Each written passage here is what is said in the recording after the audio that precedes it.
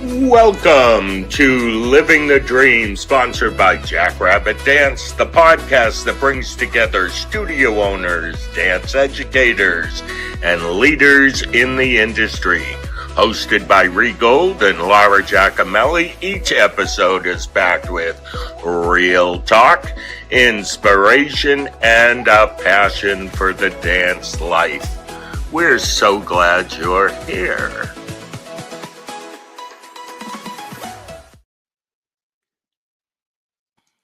Good morning, friends, and welcome to a special Tuesday morning edition of Living the Dream.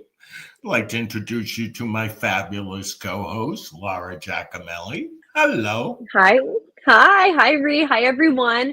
We're excited to kick off the day with all of you and a very special guest whose rhythm, energy, and creativity is truly inspiring.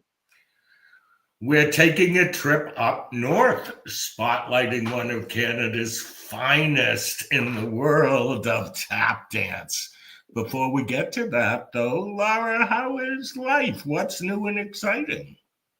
For me, Rhee, we are in the thick of the studio about to open up in like 3 more days. So I'm in the thick of it. It's exciting and great, and numbers are good. So felt like I could breathe. I think my area is a little bit more, they're waiting for all their sports schedules. I'm sure like a lot of studio owners are like, where are we at? But I feel like a lot of my students are going back to school today.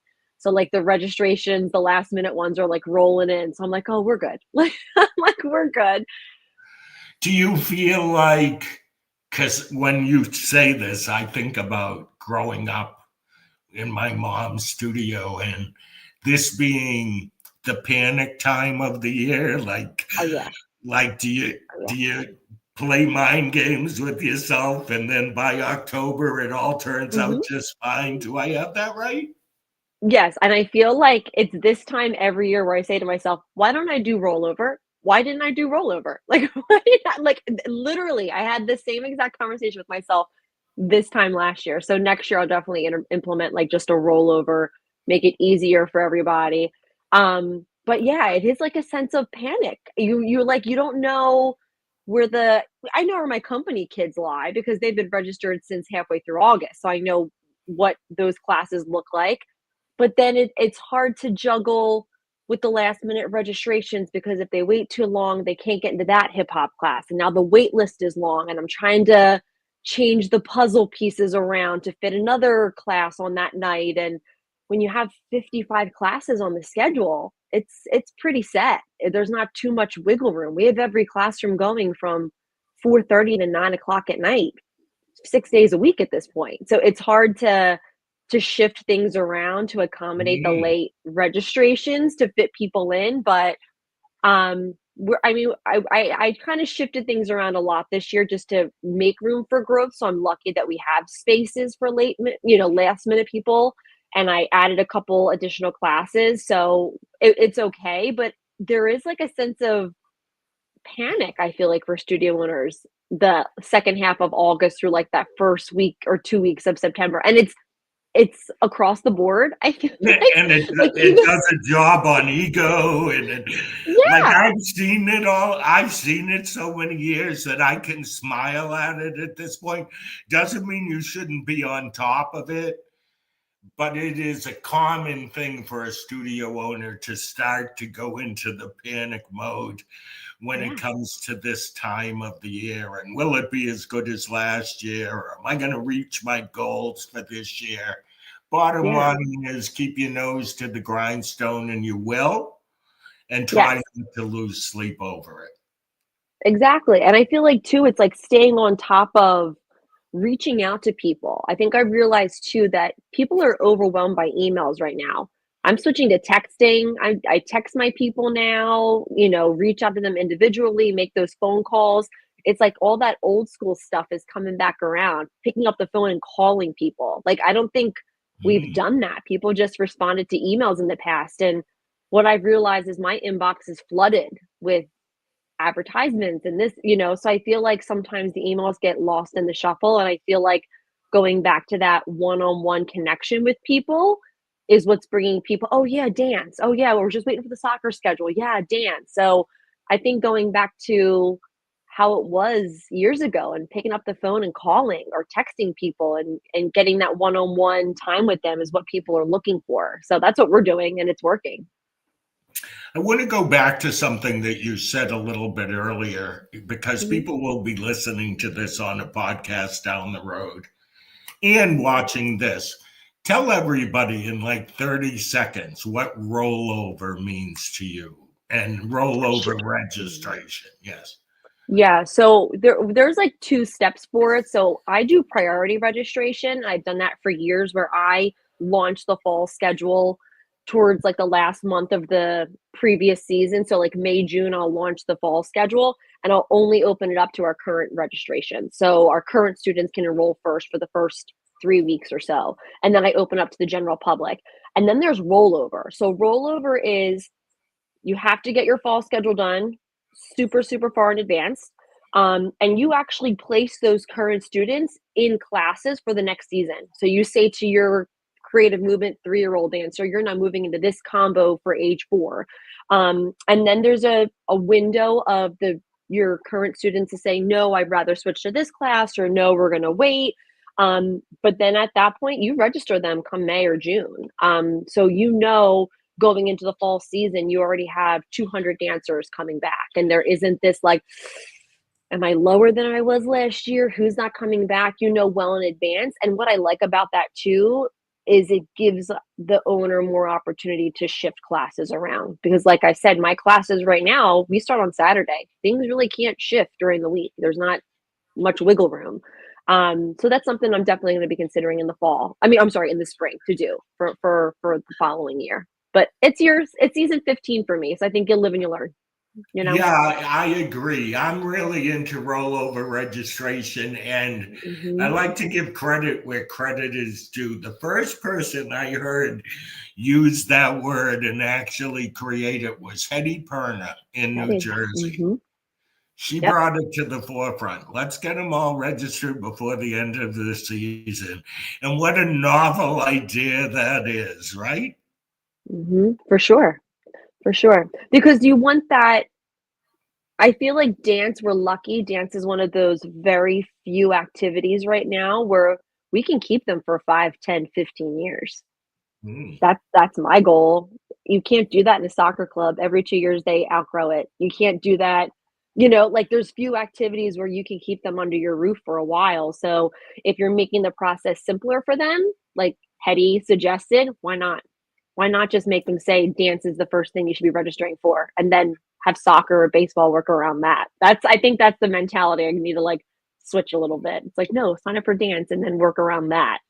Um, because sometimes it's the opposite. It's like the soccer schedule comes first and then dance. That's what I'm seeing. And I'm like, oh, how do we get around that? I want to get around that. I'm with you on that. But I think Hmm. that we're in a good place when it comes Hmm. to uh, dance education and people believing it's a positive impact on their children. Like, I feel Yeah, like dance can boom at this point if we all are just doing it the right way. I agree. I agree. And I feel like my company numbers kind of reflect that. My company's the biggest it's ever been, which is interesting. Like the really committed dancers, the one that's want to be there multiple days a week, that's the biggest it's ever been. I'm like, oh, that's interesting. Because I feel like after COVID, we went through a lull a little bit of that I commitment, and think now you it's might, revving up. yeah, I think you might be on a, how do I want to say this? Other schools may not be where you're at, because I keep hearing about how many kids and parents want to make less of a commitment than in previous Mm, years. So I think mm, you're on a roll there, my friend. Keep it that's exciting for interesting. them. Yeah. Yeah. I have a philosophy on that. Too much too soon bores Yes. them. Take your Hmm. time. Take your Yeah. time. Okay. And let's move on. I'm going to let you do the line here, my friend. Yeah. So before we introduce our next guest, we want to thank our friends at Jack Rabbit Dance for supporting Living the Dream. And Jackrabbit Dance has been a sponsor and a supporter of the Regal Company for many years. And Mhm. after this commercial from Jackrabbit, we'll be back with Ryan Foley. This episode is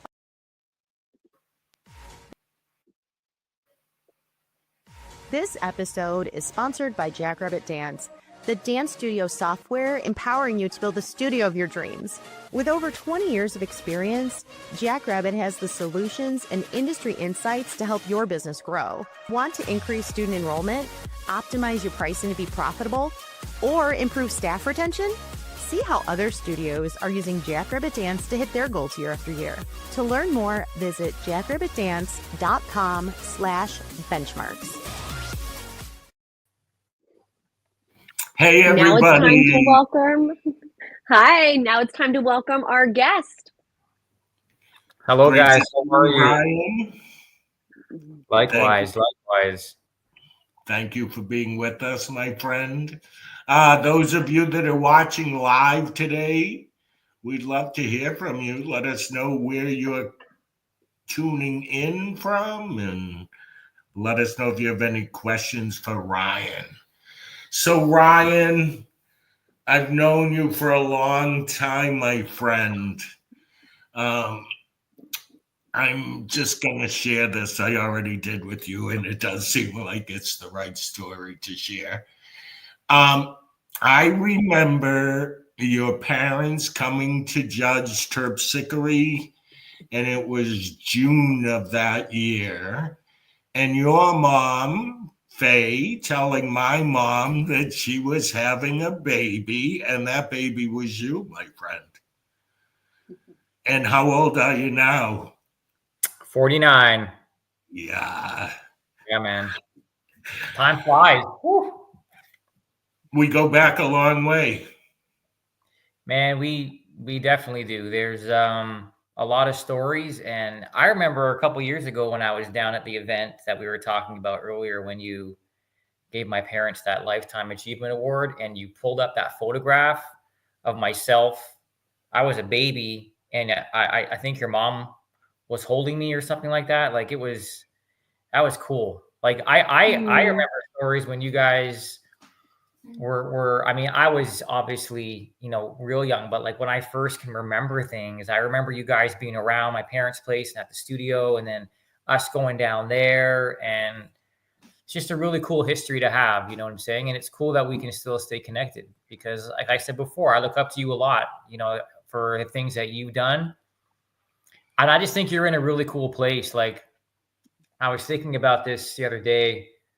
Like, you've been in the dance industry for so long, and you've done so much, and you've been around the comp scene and how that whole world has developed, and where you're at now, the influence that you can give and impact on the community is huge. And that's, I don't aspire to be just like that, but I think it's really important to have those people that, like, you're in it because this is who you are. It's not what you do. You know what I mean? And there's a lot of people out there like that, but that's how I look at you.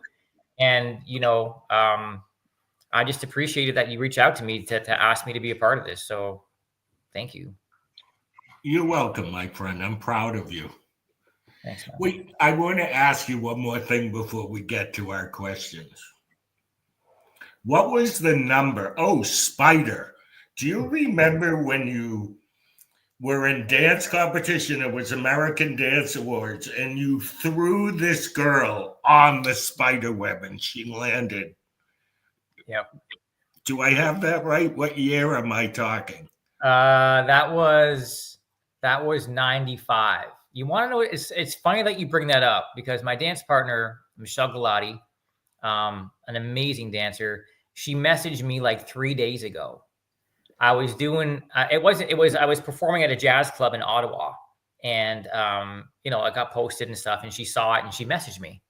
I want to come to your next show. Miss you. Hope you're well.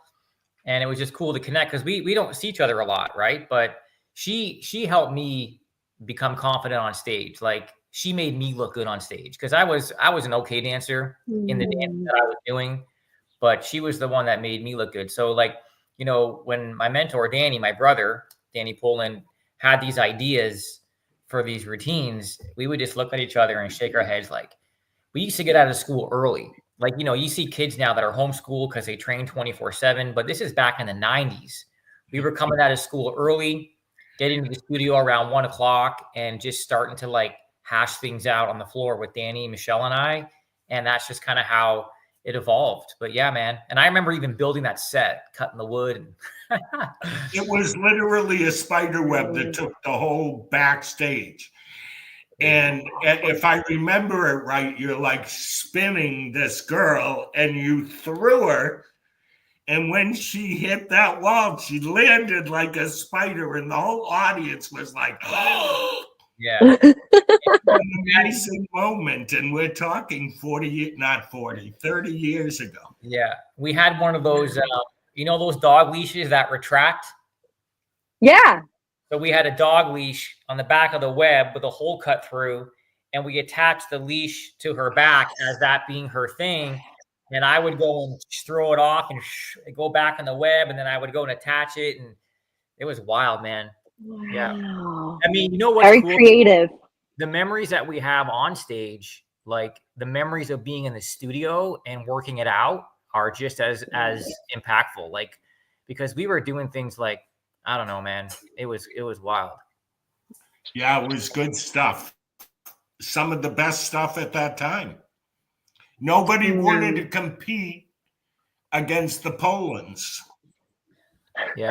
Okay. So tell us a little bit about your family of dance. I get asked this question quite often. So if you want me to go back the furthest that I can go back that I have been told, and stories, my great grandmother, her name was Pluchette. She was French. She was a dancer at the Moulin Rouge in the 1860s. Wow. Yeah. Right? I found that out in 2017 when my wife Andrea and I were going to Paris for a vacation, and my dad's like, "Hey, did you know?" And like, these are the things, Rhee, like, he starts to drop these little bombs of knowledge. And I'm like, man, how come you haven't told me this yet? Or like, he's finally doing a book, by the way. So like, you know, Good. now that we live in the same vicinity, when he's dictating it to these people, I'm hearing the stories. A lot of the stories I know, but some of them I don't. And I'm just like crazy things. But anyway, so my great grandmother was a dancer. My great grandmother was a Highland dancer. We have a photo of her. In the boathouse out here, we have a little studio set up, a little floor I can practice on, and I have her picture. It's an original, it's like a painting picture from 1895 with the original framing on it. And my dad's got a few other pictures of her. And then my mom and dad were obviously, they're still in it to a certain extent, of course. My brother, my sister, my cousins were dancers. My wife, she danced professionally until our daughter Madison was born. Madison's involved in dance. Myself. So yeah, it goes back. Yeah. Wow. Yeah. It's cool. That's really cool about the Moulin Rouge. That is like, you know, right? I know epic. when I heard that. Listen, I get there's stories, man. Like, okay, so if I can go off here a little bit. So I love reading. I love learning about history, culture, and you know, I don't know anything. I feel like I know this much as you know, compared to what I need to know. But I was reading a book a couple years ago, Jazz Roots, the history of jazz dance. There's two of them. There's a blue one and a red one. So Rhee, check this out. I'm reading the book, and in one of the chapters, you know, all these books drop names and talk about people, right? And my old man's name pops up in the book. Your name popped up in the book. In fact, I sent you a message about this too. I think I might even sent you a photo. I remember this. Yeah, Annie Sherry's name. I mean, your mom, Annie Bev was in there. Uncle Fred, like Fred Connect, for those of you. I don't think he was in there, but you guys are in this book, and you know, appropriately, of course, which is really cool. So and I call my dad. I'm like, "Did you know you were in this book?" He's like, "No, I had no idea." So last year, I'm reading another book, The History of Jazz Dance, and I'm reading the book, and of course, you know, again, chapters. And I just finished reading this chapter on this dancer named Peter Gennaro. And my old man calls me up. I don't for whatever. And I'm like, hey, he's like, what are you doing? I'm like, oh, I'm just reading the book. I said, have you ever heard of a guy named Peter Gennaro? And he's like, yeah, man, I danced with a guy in the Ed Sullivan Show. And I was like, what?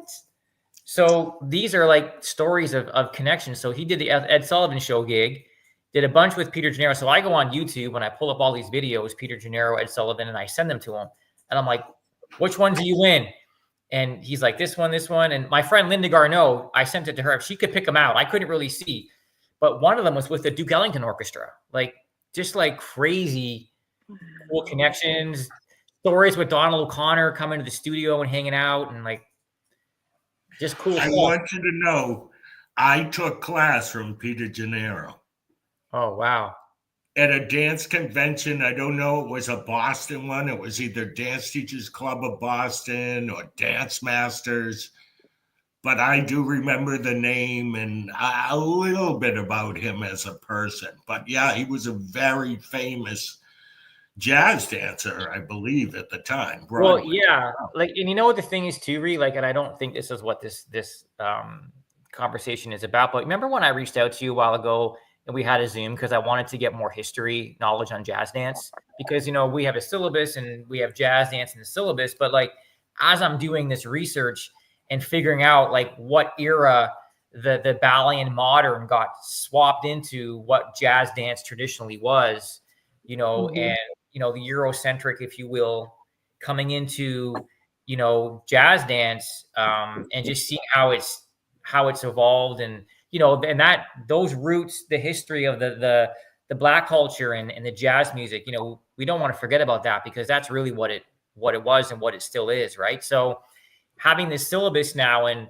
calling this thing jazz, and how can we still honor the traditions of jazz, yet honor the ballet foundations of what it is too, right? Because ballet is a great culture as well, and the history is cool in the French courts of like the 1600s. Like, man, like, it's just so neat to hear about this stuff. So we're trying to navigate and honor it all, and it's just all about the learning. And this is where I'm getting these stories from. It's really cool.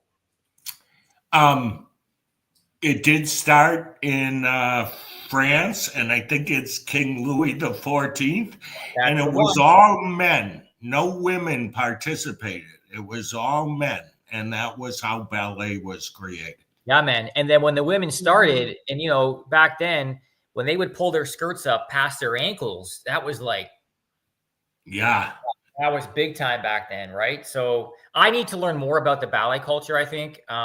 And I will in time, because, you know, what we are calling jazz today and what we're seeing on a lot of the stages is very ballet based. It's ballet based, right? Like, if we're doing pirouettes and jetés and battements and fouettes and stuff in a jazz routine, that's ballet, really dynamic ballet, if you will. That's what we call it.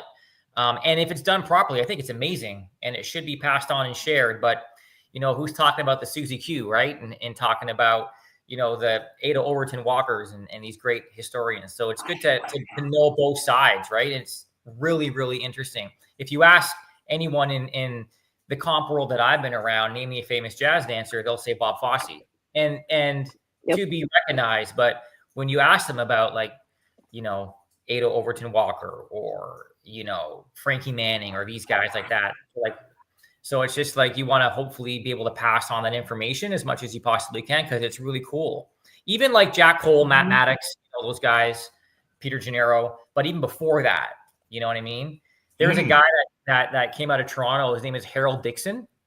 He was born in 1895 in Toronto, and he saw a vaudeville show come through Toronto, and he got totally hooked. I think it was Pete Nugent he saw performing. And he was like, that's what I want to do. And back in those days, when you were 12, 13, if you wanted to go, you left, and he ran away from home, and he got himself, right? He got himself to Buffalo, worked as a busboy, from there traveled to Boston, and got his way from Boston to New York. And from 1912, I think, to 1963, I might have the years a little off, he performed on Broadway, and he was born in Toronto. Crazy, man. Wow.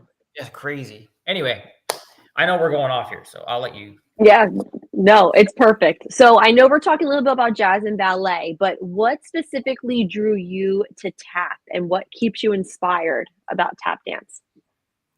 Um, oh, boy, I think it's just the feeling that I get when I'm tap dancing, or the feeling I get when I'm listening to jazz music. I love jazz music. Um, I was introduced to jazz from my dad way back in the day. He didn't say, "Hey, sit down and listen to this." He was just playing Tony Bennett, and I just kind of got hooked Mhm, on it. And as I grew up training in the studio, doing all styles, of course, and I wasn't very good at them. I don't have the typical kind of body you would consider good for, the ballet-based jazz dance and ballet, although it was good for me to do, right? But mhm. tap dancing was something I was very drawn to. Um, and I just found myself as I got older, and you know, I turned professional and I was performing, and I would perform not just in tap dance shows or tap dancing in shows. I would perform on whatever I got, whatever job I was hired for. And then my daughter was born, and I didn't want to be like away and Right. be that absent father. So I stopped and I started teaching full time. And that lasted about maybe 6, 7 years. And then I went a little crazy because I needed to dance. Right. So then as I got back into it, I just kept focusing on my tap dancing, and I wasn't really like around the tap dance scene until like, you know, my late 20s. You know what I mean? Oh, And I started okay. getting exposed to it that way. Like, I wasn't really honestly taught about the history and culture of the tap dance that I do now. Like, so I started diving down that rabbit hole. I had a lot of great people who are friends of mine still today, people that I look up to who taught me a lot, even jazz musicians. Like, when I would go to like these jams and people would be like, "Oh, Foley, you swing so heavy." And I was like, is that good or bad? Like, I didn't know. It was something that I guess what I was feeling that I wanted to play, and again, I'm still trying to get better at it now. I'm always trying to keep it going, but it just was something that felt always natural and right to me. And Mhm. and I love the way it makes me feel. Like, I love to tap dance. I love to, whether I'm on stage or whether I'm in the boathouse just shedding on my own, I just love to do it. So And can I also add to that? I like that you said that you taught for 6 or 7 years, but that you needed to dance yourself. I feel like that's a big piece that's sometimes missing for teachers in our industry, that it's, like, selfish to have a professional career or take a step back and only teach 2 nights a week and dance, and I feel like that was something. I opened up my studio when I was 25. I was still dancing professionally, up until I had my son when I was 34. So I danced professionally from 16 to 34, but it was hard to juggle that, like, filling your own cup while teaching and filling other people's cups. So I appreciate you saying that, like, you taught for that time, but like you had to get back to like you dancing, because I feel like sometimes that gets lost in the shuffle of pouring into others so much in that tap dance world and or teaching world in general, and not feeling back into your own artistry too, and performing and dancing. I feel like we as teachers sometimes we cut that road a little bit shorter than what we anticipated going into the dance world, I feel. well, I think too, like, I think this art form, and this is just my perspective. I think it needs to be Mhm. respected. Like, we need to respect what we do. And sometimes, like, Mm, if you're doing it one way too much, like, too much of anything is too much, right? yeah, Like if you're not, I guess, like you said, Laura, like filling your cup. Like, I see people like, I'm choreographing 60 numbers this year. I'm like, I don't know how you can do that. Like, I guess you right. can, but like, I could never do uh 60 numbers, maybe 10 a year for me. Do you know what I'm saying? But I just feel Mhm. like, and I try to like tell the younger generation who like jump into like comp land and just teach full time. Maybe performing isn't their thing though, but the ones that you can tell have it, Right, I'm like, listen, don't forget to get yourself in class and get out there, because like you're gonna burn right. up. And the worst thing is when your students know that you have nothing left to teach them, right? Yes. They'll know, man. Like when you're just repeating, regurgitating, when you're burnt out or don't want to be there, I don't know. I don't want to, I guess you can't BS, because they can sense Yes. it. So if you're still like fired up because you're nurturing what your passion is, you can bring that to the floor, and in your classroom. And I think that's really, really important, because I was definitely at a place where I'm like, yeah, like I can't do this full-time teaching thing. And I'm very lucky. I had a very supportive, my wife was like, yeah, you need to go do it. Like I went on tour some years ago. I was gone for 8 weeks on this tap show. It was amazing. And someone said to Andrea, like, I think, like, how would you let him go that long? You have 2 kids. She's like, well, how would I not let him go? You know what I'm saying? So, Right. and that's too, right? Because if she wasn't supportive, it would have been because I need to dance. I don't care where I do it or how I do it. If I have my family and my dancing, I'm good. That's really, really it. You know what I mean? So I think it's important to keep, I think being selfish as an artist, and I mean this in the most respectful way, is the most selfless act we can do, because if we put ourselves first in our dancing, then we have more to give. When we're always trying to do it for other people, that's cool. But what about it? Yeah. Remember how it makes you feel when you're doing it. Remember that feeling? Yeah. If you don't nurture that, then you're going to forget that feeling. And then, yes, it's going to be pretend. And I don't know, it's hard to do. and like you said before, the kids can feel it. Even the littles can feel it. Even your 3-year-olds can feel it if you're feeling that class or not. They're little sponges, and they understand the vibe, all the way up to my senior dancers. Like, they just know. They really know. And I feel like too, like what you said, if they know, if you're not bringing new things, like I'm starting teaching on Monday, and I have 3 levels of jazz. And I know I had my certain things I did in senior jazz next year, but my brain's already like, okay, now we're going to take it up to this notch. And this is what we're doing. This is going to be our warm up for senior jazz this year. Like, it can't be the same. It can't be the same music. It can't be the same across the floor. Yes, there's certain things we need to be doing in class. You need to do your bombas across the floor, your jetés, but mix it up. Because that's going to, as a studio owner, that's what I'm going to tell my teachers tomorrow when I have my meeting with all of them, with my whole staff. It can't be the same old, and you think retention is going to stay the same. It's not. You have to switch it up. You have to think creative. You have to think new. And that's coming from taking class and pouring into our own cups and being re-inspired. Yeah. And that's cool that you said that, because as a studio owner yourself, your responsibility is to keep your standard where you want to keep it. And you want to have the faculty, they want to be there because they want to share, but they have to learn things to share. So you have to give them that time to do that.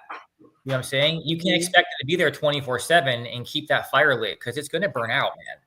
You know what I mean? Especially nowadays, like these guys are doing like 15, 18, 19 numbers, like, and it's a lot, you know what I mean? So, but yeah, I just think it's important to like, if I didn't, I don't know. I just think it's important to keep dancing. But I did a show years ago with Evelyn Hart, who's a really well-known ballet dancer out here in Canada, and Rex Harrington. And at the time, I was tap dancing in the show. Obviously, she was doing ballet, and she was 51 at the time doing this show. And she was doing bar backstage. We used to call her Hart, Evelyn Hart, and she'd do bar. And watching this woman do bar, I learned so much just watching. And I remember saying to friends of mine, like, these dance forms you can't do at the high level of execution physically that you can do when you're in your 20s and 30s, because it's just, you're getting older. Tap dance is kind of like the golfing of sports. Like, physically I can't do things like I used to, but like, I just try to figure out different way of saying it, and keeping my chops up. That it's not as physically demanding as maybe like, another genre. It's still physically demanding, believe me. But it's just different. So, but yeah, and watching people, who was it? There was someone I was just talking to, and just they know they were getting older, and they know that time was coming to an end of where they weren't going to be able to. And I don't know what that would be like for me, man. Like I just, like, I don't know if you guys know the story of Steve Condos, the tap dancer Steve Condos. He passed away walking up. You know what I mean? Like, he literally died with his shoes on, and you don't want to talk about it, but it's an amazing story. It's so, it's so inspiring. Like literally, like that's just, you know, I don't know. Anyway, I hope I hope I'm in the middle of a keynote. Yeah, boom. I feel you. I know. And on my way down, I'm going to tell everybody to enjoy the journey. That's it, though. What was that? Cool, though, because, you know, regardless of like whether you're dancing or not, you're involved in it, right? And it's just something that we're always a part of. Great. No, once you're a dancer, you're always a dancer. It doesn't matter if you dance 15 years at a studio and then you become a scientist. Your love for the arts, I think, is something that will never go away. I see that with girls who've graduated from my studio. Some of them are dancing in New York City and some of them are scientists, but they still say, Miss Laura, are you doing an alumni dance this year? The scientists are asking me. You know what I mean? Like they still have a passion for it. They still want to come back. They still want to be around the dance studio when they're in town. And they live states and states away. I'm in Pennsylvania. Some of them are in Virginia or Georgia, and it's year 15. They're just literally messaged me the other day. It's year 15. Are you doing an alumni dance this year? And I'm like, will you come in for it? They're like, yeah. I'm like, okay, we'll do it. Like, absolutely. But it's just, and she hasn't danced in years, but it's still in her. It just defines they just love it. Right? Yeah. It defines you. There's a musician that plays in the Jazz at Lincoln Center jazz orchestra. His name is Ted Nash. He plays sax, clarinet, flute, and Wynton Marsalis is the director of this orchestra. I'm a huge fan of him. And there's every year in May there's this weekend. It's called Essentially Ellington, and it's like this big like high school. It's like a festival, if you will, like a tap festival. It's kind of like these high school bands from America all over America come into New York City, and they have this 4-day event where they do shows and jams and competitions and lectures and as part of this weekend, all these high school students come into they call it the House of Swing. It's this big theater, and Wynton Marsalis and his orchestra comes out on stage and they perform. But it's a Q&A. They have 2 microphones set up at either aisle, and these kids or their teachers can get up and ask questions directed to Wynton or to anybody. And you can go on YouTube, man, check them out. 2016 is the first year, and I watched all of them, and they're amazing. I'm hoping to go to one year and just sit on it, because I think these guys are just so amazing. Not just because of their playing, but just, they're who they are is amazing, and how they conduct themselves, and the music has done that for them.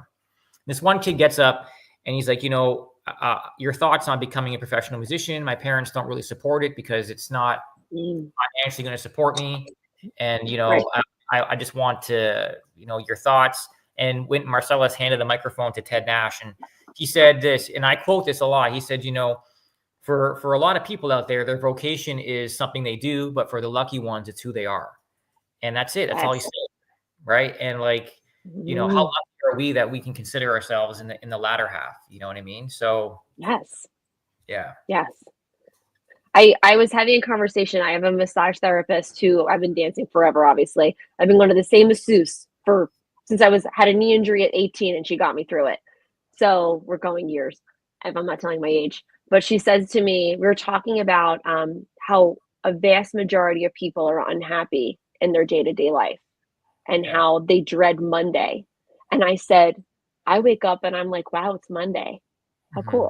Like I get to go teach. Like I would never, I get to do this on most Mondays. I know it's Tuesday, but it was a holiday, but it's like, I don't know. That's not, when I have like the rough days of the studio, I always think to myself, like, but I'm doing exactly what I want to be doing. It's okay that it's hard and there's some hard, rough days, but it's just like you said, when it's your calling, I would never want to do anything else. Ever. But you got to respect it though. Like, you can't always expect rainbows and sunshine, but if you're doing it in a way that's not serving you first, I think that it can be a disservice, because you got to be selfish in a way. And I don't mean that disrespectfully. You got to put yourself first. This is an amazing lifestyle. It's an amazing art form, regardless of the genre. But like, you got to have that. Like, I did a workshop in Ottawa. This was like going back 20 years ago, and I was there for 5 days. And I remember on Monday, I asked the senior dancers, I don't know, how this came up. But we were talking about the same kind of thing about like, why do you call yourself a dancer? Like when someone says to you, what do you do? Do you say, oh, I dance? Or do you say, I am a dancer? Think about that. It's different, right? Just even the way you think about it, it's different, right? So I said, when you go home, ask your parents why they do what they do. Hey, mom or dad, why did you choose this? Like, what was the reasoning behind it? And on Friday, let's talk about it. So Friday came and we talked about it. And I tell you, man, it was like an 80-20. 80%, they were like, well, it's just a job and I just do it because it pays the bills. And the other 20% was like, it's something that I've always wanted to do. You know what I mean? And it's like, you decide on, I guess, how you want that to go. I just think it's important to think about, like with Andrea and I, with our kids, like, both our kids started dancing, but dancing wasn't for my son. He was passionate about sports and he loves golf, and and Madison loves to dance. So whatever the road's going to be, or it's going to be bumpy and hard, and you're not going to be settled into always having a 9-to-5 paycheck. Maybe every now and then that'll happen, I don't know, but regardless, at least my kids wake up and they know that what it is they do, they love it. You know what I'm saying? And you just got to keep on keeping on, and eventually it'll figure itself out. You know what I mean? Right. How did the golf thing come about? Just out of curiosity. Well, you weren't a golfer, were you? I'm terrible at golf. Are you kidding me? So I don't know. Jackson was always gravitated towards sports. He's not at like an aggressive, like hockey wouldn't be his thing, or like football. Okay. It's too violent for him. Right. But man, and even today, and even when he was like 10, you ask him about a sport or a player, he'll tell you their name, where they're from, their parents' name. Like he just knows like stats. Like he should be a sports broadcaster or something, right? But anyway, my father-in-law is he's an ex-pro athlete, and golfing is one of his passions. So he's always golfed. And Jackson went one time, he was 8. I took him to the driving range and he just loved it. And, he didn't golf seriously from the time he was 8 to 14 because he was dancing full time. And then once he decided that was it, he just started to golf. He just loves it. Like yesterday, he was up here on the weekend and we went and played, and he put a golf tournament on, and he just started talking about the history of the golf course. Like we went and played at a golf course up here, and he told me the year the golf course was made and the 2 designers that designed the course. Oh, these are the things that you will learn because you want to, because you're passionate about it, right? Like it's just cool. But he's always loved to do it, and so that's just kind of how it happened. So we're all about it. Like we support him 100%, but it's it's tough. You get the grind is real, man. Yeah. I think your son looks like a golfer. Like I've seen his picture on your Facebook page and stuff, and see him with the golf clubs. I'm like, he fits I don't know. It's hard to explain. He looks like he's in the right place. Yeah, and he works hard at it. That's one thing you don't have to ask him to do, is go and practice. And like he's going for, like, I don't know what the rules are in the States, but here in Canada, you have to get like an apprentice teaching card, and then you can get your pro teaching card. And in order to do that, you got to play tournaments and shoot at a certain number or below. So he's getting ready for his first one coming up. And, I think he wants to teach golf. I think, I don't know where he'd like to move away. I think somewhere warm full time, maybe overseas, but he'll figure it out. He's got to go and just figure it out. I guess we'll see. He's only 20. So it's that time. Yeah. Performing golf arts. Andrew, my wife's laughing. Performing golf arts. Just, he can have a little of his family heritage in there as well. The best. Oh, believe me, when we're hanging out in front of the TV, he'll drop a few dance steps still. I'm like, you want to get back in the studio, don't you? He's like, no, I just thought I'd just show you a little shuffle here.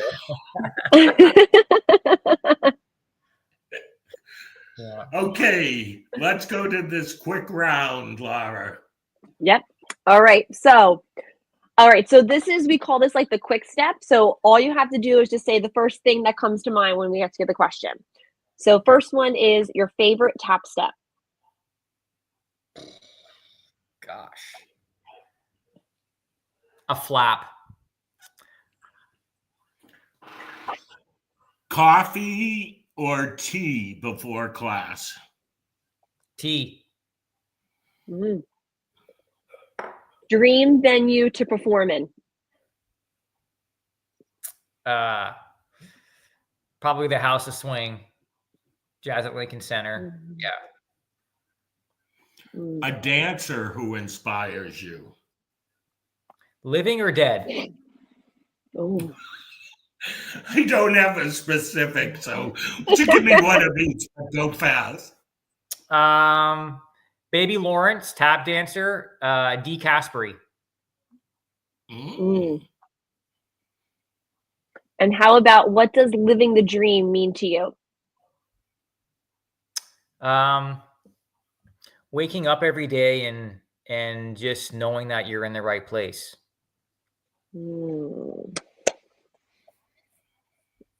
Ryan, that's a great answer. That was a great answer. Thank you for sharing your story, your words of wisdom, and your heart with us today. Yes. Pleasure. Thank you for being here. Yes, your love for dance is contagious. Oh, I'm sorry. Your love for dance is contagious. We can't wait to see what's next for you. So thank you very much for being here. Thanks very much, guys. Thank you. Love you guys.